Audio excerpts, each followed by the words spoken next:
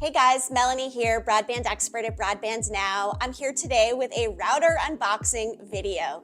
Pretty exciting stuff.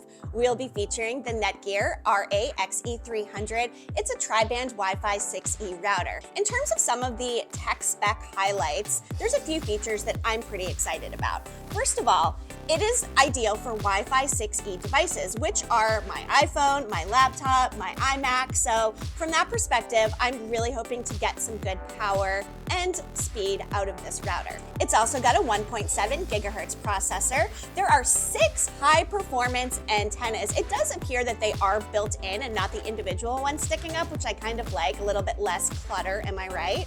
We've got a dynamic QoS to prioritize internet traffic by application and device for smoother streaming. You guys, for me, smooth streaming is everything. We've got a busy household, lots of devices. I am always streaming television for my YouTube channel. My son is always gaming. My daughter is on her tablet. So we've just got a lot of traffic. So from that perspective, I do hope this one really delivers. All right, what else do we have? We've got 5 gigabit Ethernet ports plus one 1 gigabit per second multi-gig port.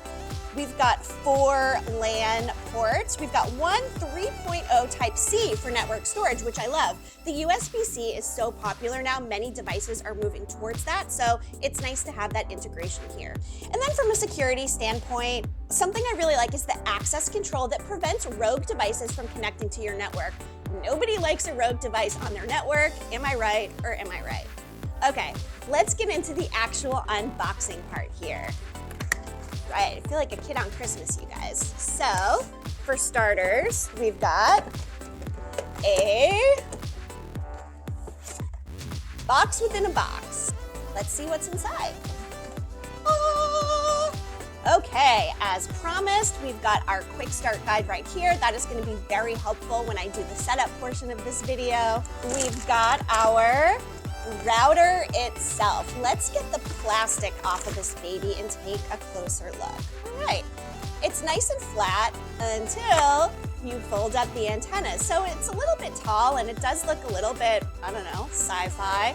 But on the back here, you can see all of the ports I mentioned. There are lots of connection points there. So this router looks to be very robust. We also have our power adapter and our Ethernet cord.